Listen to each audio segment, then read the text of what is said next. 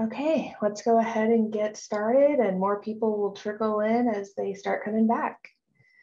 So hello and welcome everyone to day 3 of Breaking Barriers, the 2022 Open Ed Virtual Conference hosted by Texas Tech University Libraries.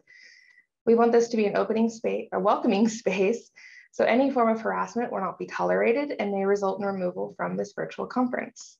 As a courtesy to our speakers, please keep yourself muted, and we encourage you to turn off your video during the presentation. This session is being recorded and will be posted on the library's YouTube channel after the conference has completed. Closed captioning has also been enabled. I have sent a link in the chat. This link will take you to the conference homepage where you will find a brief description of the conference, a presentation schedule for the week, and information about our keynote speaker, which took place on Monday. Please use the chat feature to submit any questions at any time. I will be monitoring questions as they come in and will ask them to the presenters during the Q&A portion of the presentation.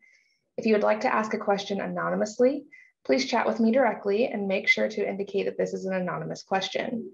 You are also welcome to turn on your camera and verbally ask questions during the Q&A portion. Now I'd like to introduce our presenter for this session, which is titled How the Digital Scholarship Lab Supports Open Educational Resources Through Digitization and Curation by Matthew McEniry. Thanks, Sabrina. We're going to talk about how Digital Scholarship Lab, which I'm the director of, supports open educational resources, which are usually public domain resources or developed through public domain materials through what we do at the lab, which is digitization and curation. So let's get started. So what is digital scholarship? Well, digital scholarship is any scholarly activity that uses digital media as a sort of conduit for innovative teaching and research. It's often composed of works that are born digital, and also analyses of these works. It can be digitization of physical materials, digital music, and art. It can be a conversion of old media to new media like VHS to DVD, and also the utilization of data sets, which are becoming increasingly popular in the public realm because of data management proposals that are being required by federal agencies. So Digital Scholarship Lab at Texas Tech University, our mission statement is that we support the Texas Tech University community by transforming traditional scholarship, such as teaching, research, and primary archival records into diverse digital resources. And we also provide digital asset management, digital preservation, digitization services, opportunities to learn about digital scholarship training and education for data management, and tutorials for research repository services such as the Dataverse collection and Dryad. But what does all that mean in the context? Well, I'll tell you a little bit of what we're working on right now. We have a large collection called the Legal Women Voters of Texas, an inventory of its records. It's a 208 box collection. It spans about 80 years of history, and we're scanning that. We have a Museum of Texas Tech, a couple projects there, the Department of Paleontology and their Arctic Studies research library, as well as the Department of Clothing and Textiles and all of their research library, and the National Wind Institute and their research library. And a lot of the stuff is copyright, so we scan it for an archival copy, we give it back, and they don't show anybody until it's in public domain, or somebody can go in and research it like they would research a book, but only in person or not online. And we have to be wary of, we always have to be cognizant of what's copyrighted, what's not. But also, how do we digitize this? Well, we have a very large process and workflow. And to do all this, we have a number of scanners. We have 3 planetary scanners, which have a camera overhead. We have 2 large format scanners, 2 document feeder scanners, 3 flatbed scanners that you would kind of see at any kind of like office space. We'll use them for slides and overflow. And 2 portable scanners that we take on the road or across campus to kind of show what we can do with the scan material. So our entire process is that we inventory and organize the project, we scan the material, We process it using Photoshop, and maybe we put a watermark on it or not, depending on what the custodians of the records would like. We do optical character recognition, which allows a researcher or a student or anybody to go in and actually use the search and find feature on records that normally wouldn't be able to be searched and found. Curate if needed, and we'll talk about that more later. Quality review of each folder, volume, and record to ensure that they are whole and mistake-free, because sometimes when you're scanning a 1,500-page book, you miss a few pages, and that's completely fine, and that happens, but we want to try to catch that as much as possible. And then we upload it to DSpace, which is our digital asset management repository, and describe with metadata in the scheme of Dublin Core. And then we archive this material offsite in preservation storage and return the physical items to the owners. So it's a very long, involved process. And really, we've been working on the legal voters, which is a 208 box collection. We're on box 90. We've been doing that for almost 2.5 years. So when somebody might say, hey, why isn't this online? Or why don't you just scan the entire library and put it online? And besides copyright, it just takes a long time to scan stuff and to put it online and to make sure that somebody can find it, because if you can't find it and it's not good quality, then there's no reason to do it. So we start with this. This is what a typical box can look like. Ton of files, ton of folders. Each box contains between 20 and 24 folders. Each folder contains between 200 and 250 documents. Put it all in, scan them all. We put them all in a PDF. And the first page looks like this, nice, crisp, clean on the computer screen. You can usually push Control F and find, and all these letters will show up. All these words will show up in a find search feature. And then we also use some metadata to help you search it in the actual collection, or if you're Googling something, usually the description or the title will come up and point you to our collection. But we can't put everything online. So what can we do to curate the stuff that we do have and make sure that we can put it online? Well, collections, manuscript collections like the League of Women Voters, that copyright is held by the Southwest Collection, Special Collections Library, and they are giving the license to put that online.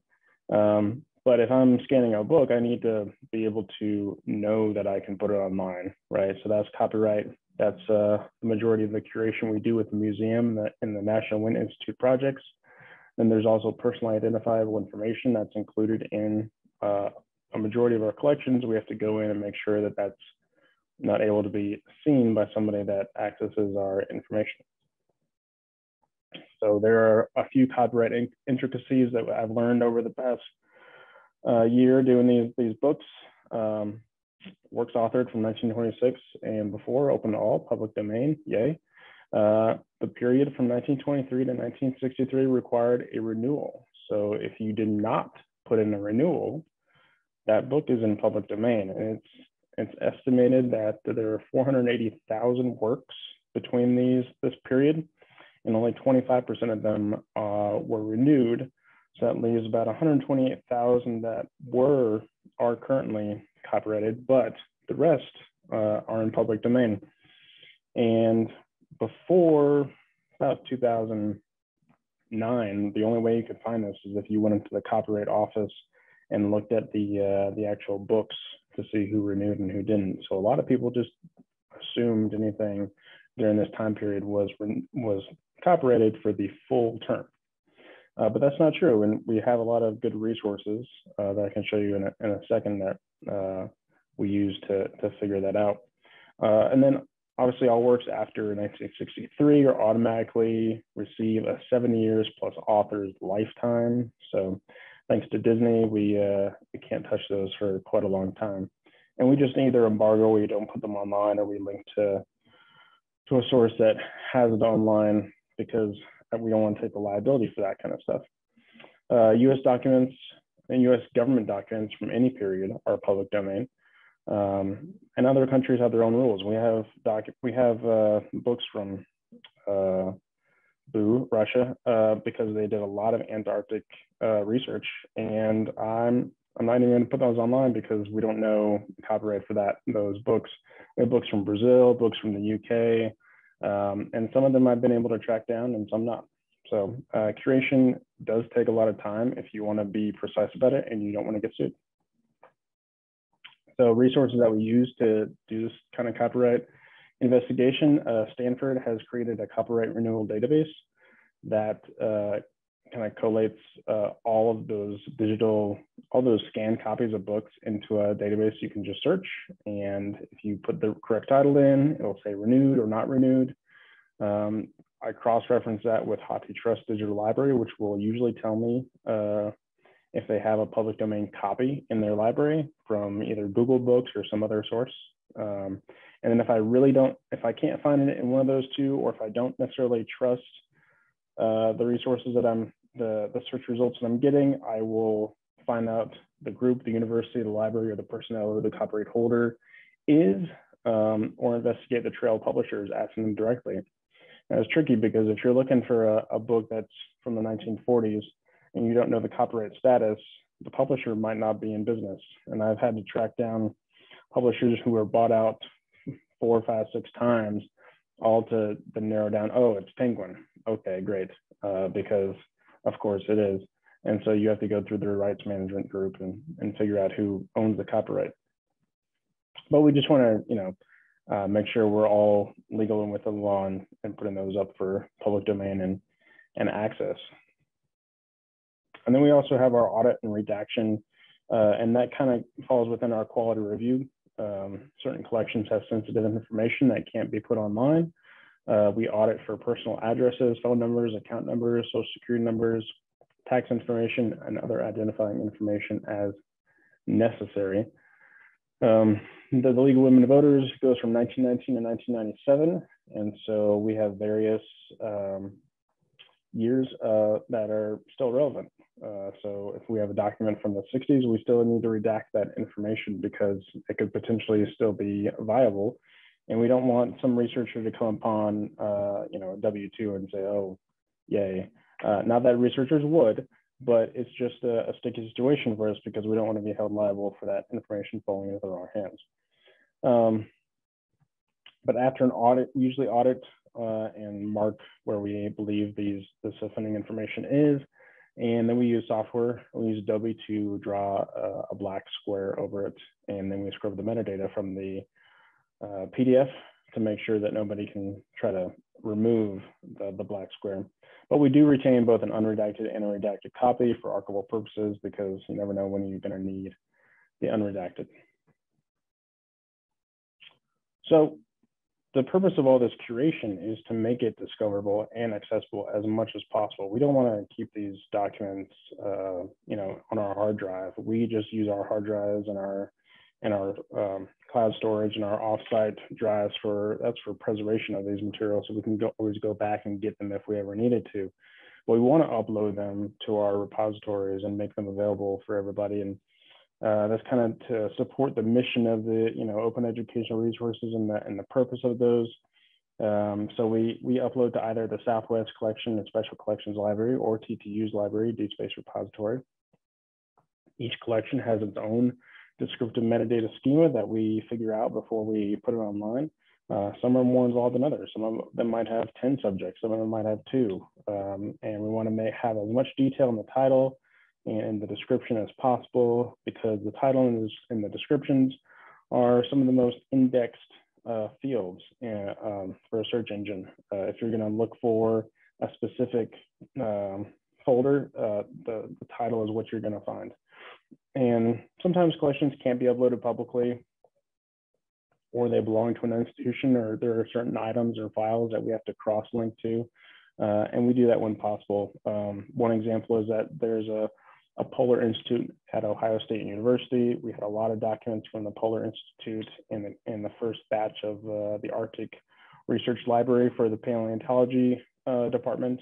And I just contacted the librarian up there. They had all of the articles online already, so we didn't want to do a duplication of effort. And I just linked from our collection description over there, gave them the credit, and then we actually found something that they didn't have. So I was able to to give them a copy of it for their collection. So it's cool when you can have those types of discussions with other universities and promote their collections as well. So how should we use these resources? How are these resources supporting open educational materials and other methods? Well, we use these collections to enhance already existing open educational resources. We can help professors or instructors find something that they might need through manuscripts or research libraries, and they can use the collections to help inspire new open educational resources or use them as supplemental material. One example of the supplemental material is that we recently did a collection for the Department of Design here. It was a lot of slides. It was about 1,000 slides from the 40s. And we couldn't necessarily verify the copyright of those slides, but we did know that we could put them on course reserves and have students check them out and look at them as a supplement to a course that the professors might need. So that's how they can be used as supplemental material. Data sets that I mentioned earlier in the presentation can also be used. We have in our Texas Tech Dataverse, we have almost 100 data sets from other professors doing research, and a lot of those are public. And through the Texas Data Repository in the Texas Digital Library, we have access to several hundred, or I think over 1,000 data sets from publicly available research that has been done from UT, from Texas A&M and University of Houston and 8 other universities. So there's a lot of material out there, and we like to support it as much as possible. So here are some links for the DSpace, the digital collections, and the Dataverse collection.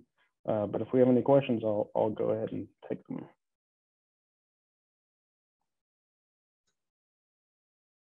Thank you, Matt. Does anyone have any questions? Hey, Matt, I have a question. Yeah. What would be the process if someone wanted to have a collection scanned with you?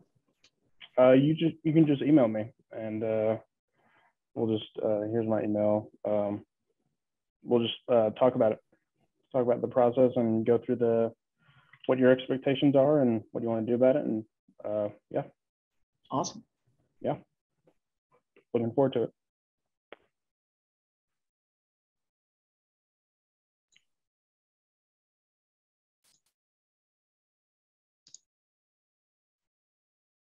Any other questions?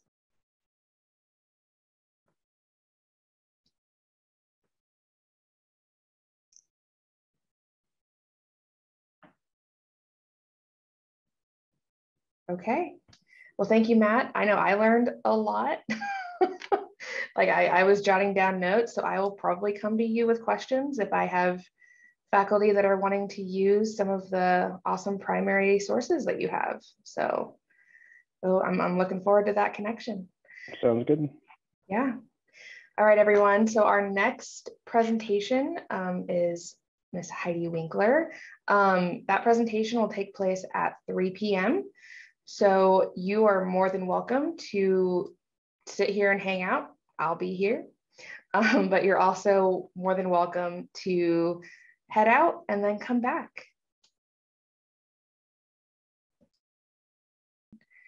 Now I'd like to introduce our presenter for this session, titled Open Publishing Opportunities Through TTU Libraries, Break Barriers and Increase Access by Heidi Winkler. Thank you so much, Sabrina. So I just wanted to make sure, is my screen sharing correctly? Yes. Perfect. Okay. So good afternoon, everyone, and happy Open Education Week. My name is Heidi Winkler, and I do serve as Digital Services Librarian here at TTU Libraries. And speaking of digital services, I'll be talking today about 3 of the ones we provide here at TTU Libraries that I just really desperately want our university community to use to upend every assumption we have about who gets to access and create academic resources. So let me explain. Since it's Open Ed Week, I will, of course, be giving you my spiel about Radar Digital Publishing, the platform that we provide so that you can create, adapt, and remix your own OER.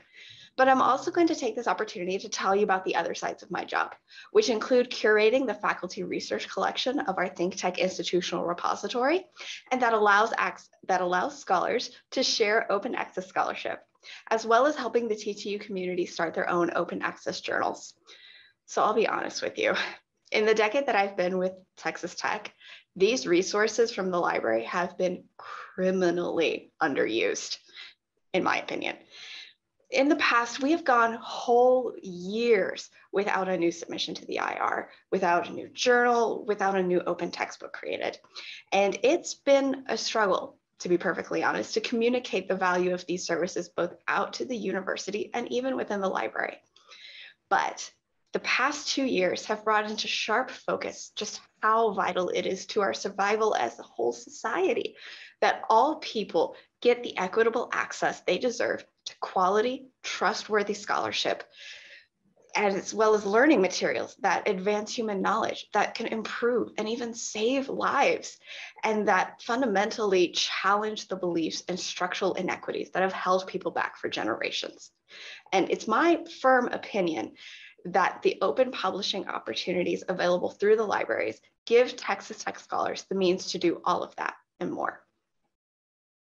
So let's dig into that a little bit more. So when we talk about open education and open access, we often frame it in terms of benefits for readers and students. You know, users will pay less money and will have more immediate access to scholarship. And believe me, I will be absolutely reiterating those points in a few minutes.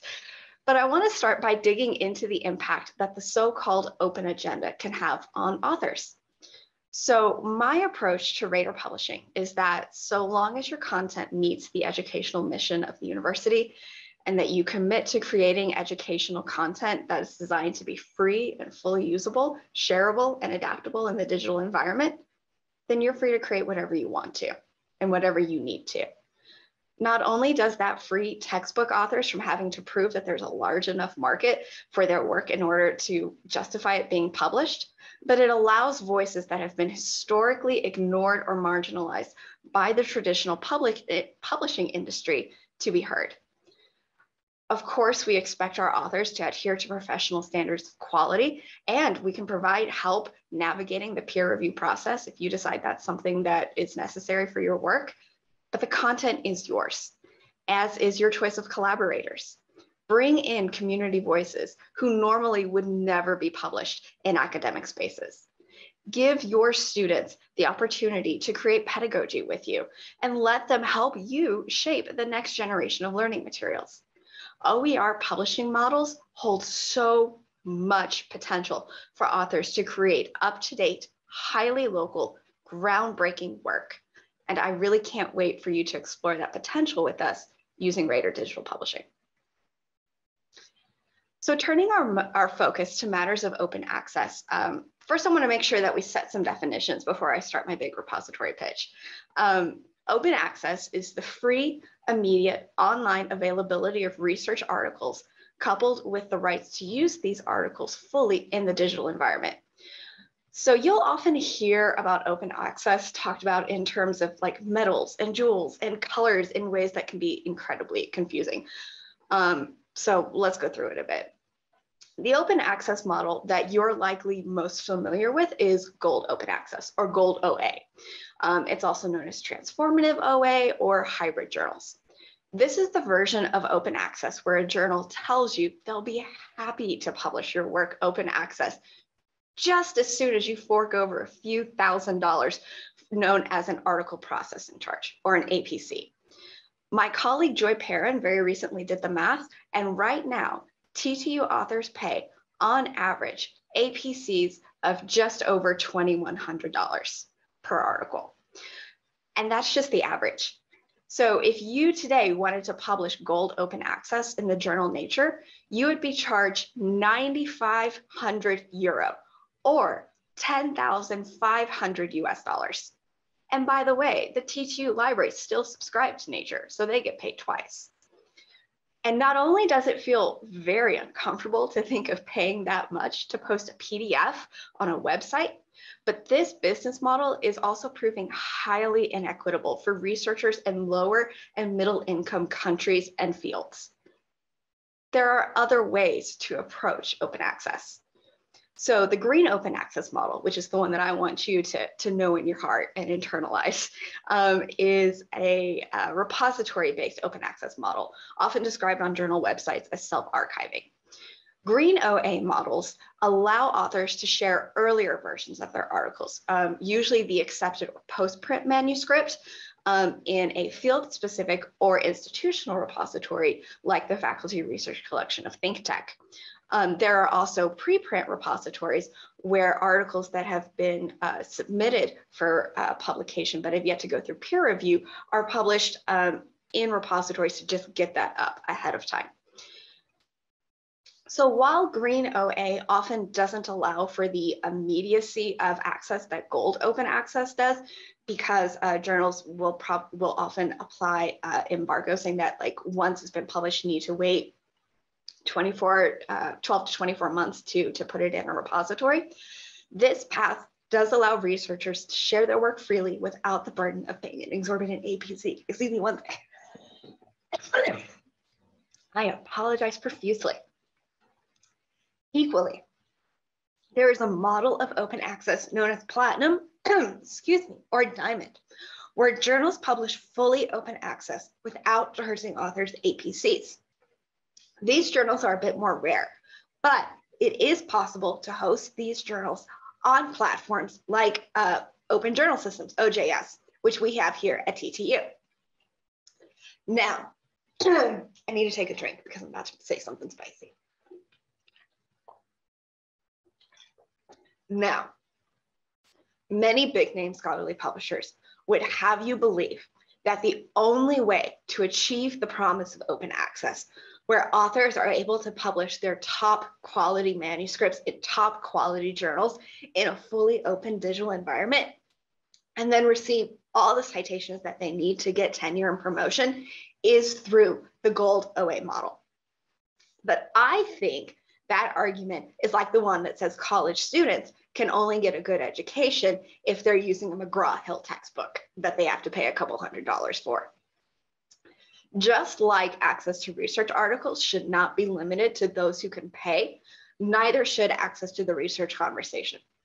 Publishers like Springer Nature and Elsevier are boosting their profit margins by holding the careers of faculty members hostage, to be quite frank, and by promising them more citations in top journals for a fee. Now, there is room within the scholarly communication world for each of these open access models, but it's time that we start advocating for equitable access to publication. We must work together to end the abuse of the Gold Open Access model, and departmental promotion and tenure guidelines should be adjusted accordingly. But that's a conversation for a whole other time. In the meantime, please consider sending me your open access publications to add to the faculty research collection. And my last thing before moving into talking about each service individually is to remind you of the immense impact OERs and open access scholarship can have on all people's ability to use academic resources. None of this is a surprise to you if you've watched any of this week's previous presentations, but I'll drive it home again. High textbook costs should not be a barrier to Texas Tech students or any students getting a good education. The adoption and creation of OER widens the potential for access. On the open access side, state and federal governments fund a lot of academic research, and many researchers, including most likely everyone who watches this presentation, work for a public institution. As such, taxpayers absolutely deserve to see what they pay for. And researchers benefit from having the widest possible audience, be it in an open journal, an open repository, or an open textbook. Inviting more people into the conversation is the only way it moves forward. So let's talk about your open publishing opportunities available through the TTU library. First is our OER creation platform, Radar Digital Publishing, and I have the link right there on the slide. So if you work with our OER extraordinaire, Sabrina Davis, but somehow can't find an existing OER that works for your course, your next step is to then work with me to create, adapt, or remix your own OER. So Raider Digital Publishing uses the Pressbooks platform, which is itself built on WordPress. So if you have any experience building a website on WordPress, Pressbooks is going to come pretty naturally to you. It's very easy with Pressbooks to write new content or adapt existing content.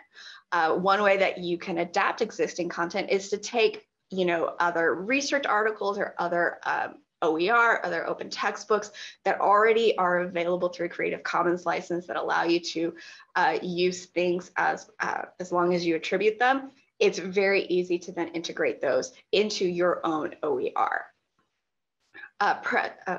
Raider Digital Publishing on Pressbooks conforms with the highest accessibility standards. And to be just perfectly honest, the books are gorgeous. They're just really nice to look at.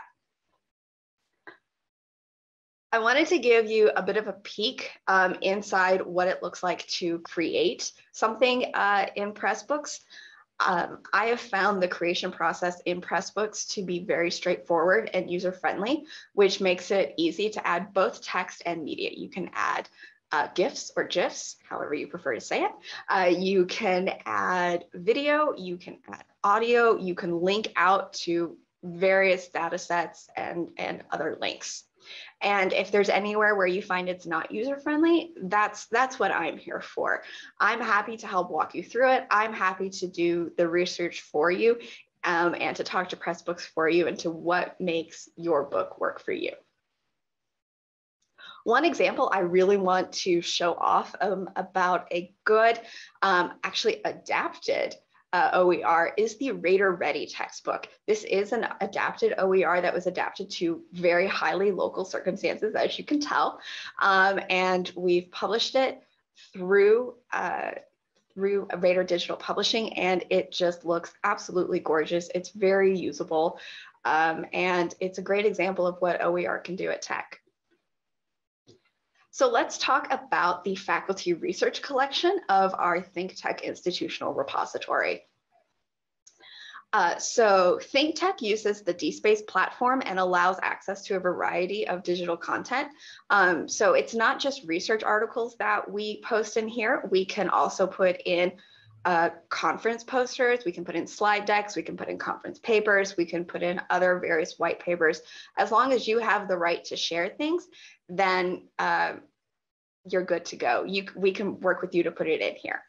Also, the faculty research collection is but one collection in ThinkTech. If you or your group would like a collection in the repository to post your center's papers, for example, let's talk. We can make that work.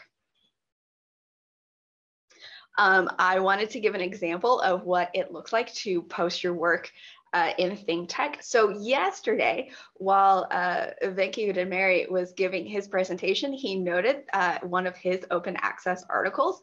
I noted that we didn't have that one in the repository yet. So while he was talking, I downloaded it from the journal website. I put it up in the repository. As you can see, I put a nice little cover page on it that lets people know how lucky they are to read an article from a Texas Tech University author.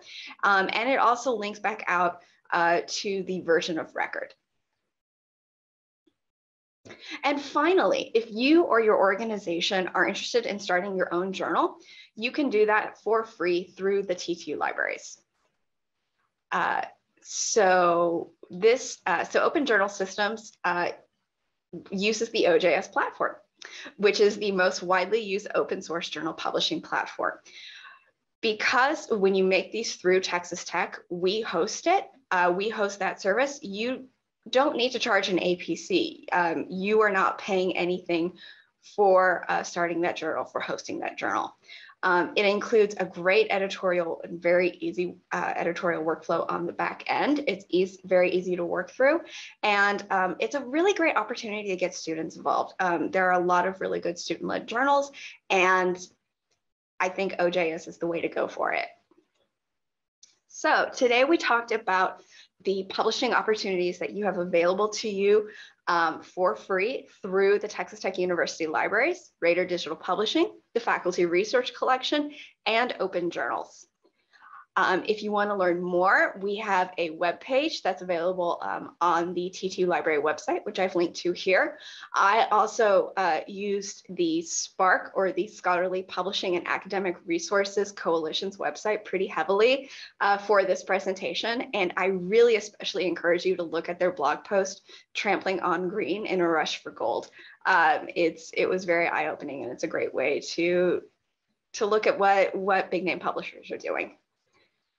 So thank you so much for your time. I have my contact info here if you'd like to pursue any of these services, and I look forward to starting conversations. Thank you so much. Awesome. Thank you, Heidi. So does anyone have any questions? Feel free to unmute yourself or post them in chat.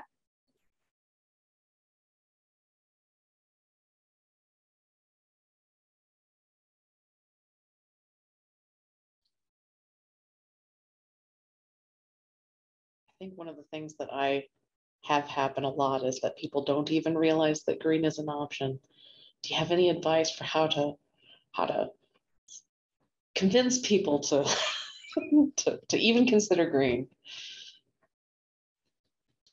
You know what? That is actually a question that I also have, to be perfectly honest.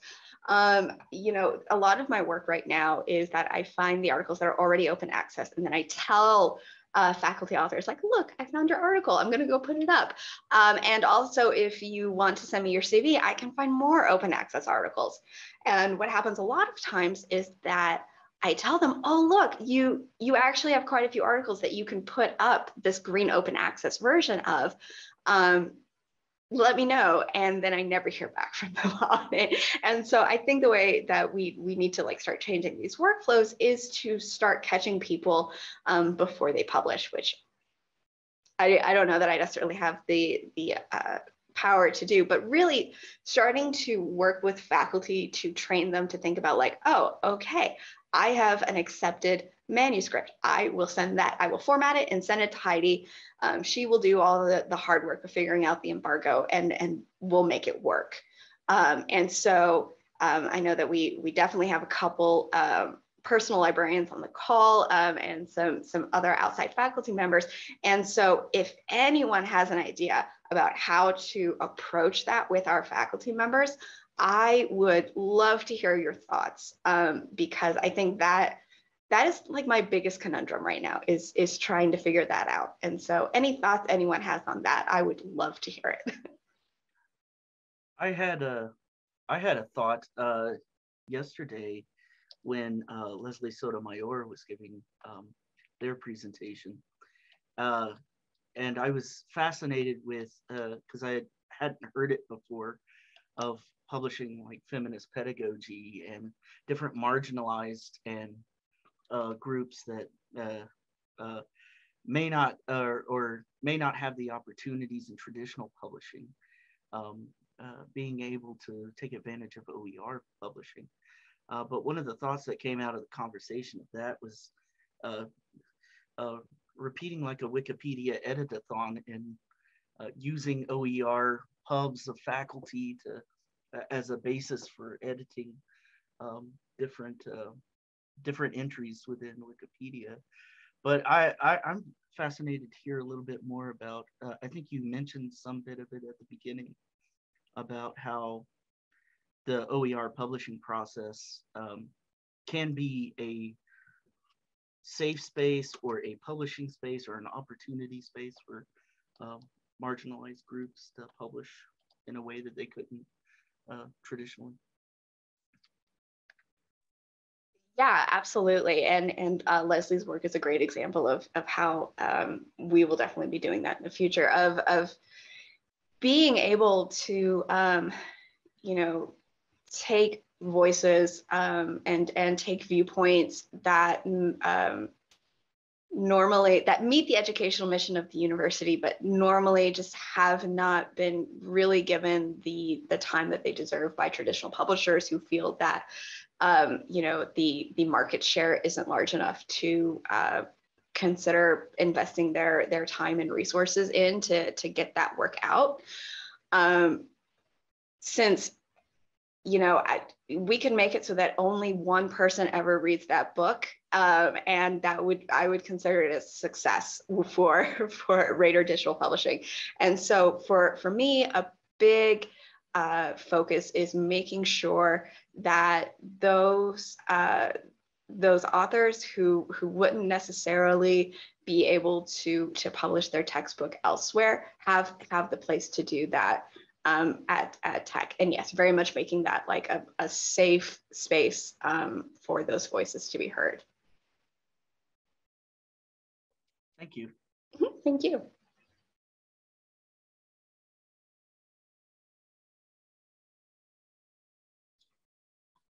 Heidi, what would be like your elevator pitch to like a faculty member who is like, oh my gosh, this is so daunting.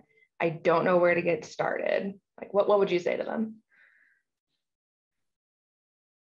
You know what? That is an absolutely great question. And the thing is that, yeah, it can be a little bit overwhelming, but we are here to hold your hand every step of the way. We have workflows ready for you. I already have books in the catalog. You can clone outside books into the catalog. And I have made sure to clone books that are specifically about writing an open textbook, about writing OER, about using Pressbooks. We have the resources available to help you out. And I think that's just what it is that you're not alone. It is daunting, but you are not alone. And we will do whatever we need to do to make sure that your content gets out into the world.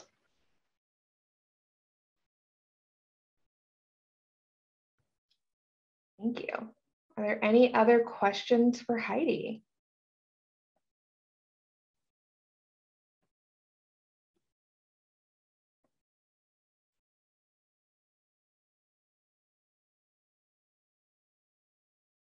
Okay. Well, thank you, Heidi. And for everyone that's here, so tomorrow is actually our last day for our Open Ed Week virtual conference. But we have a student panel that will be taking place at 1 p.m. Central Time. So if you were able to come and just, listen to some of the students here at Tech talk about their experiences with textbook affordability and how that's affected not only their academic lives, but their personal lives as well. So please feel free to join in tomorrow, and I thank everyone for coming to the conference so far. Have a good night.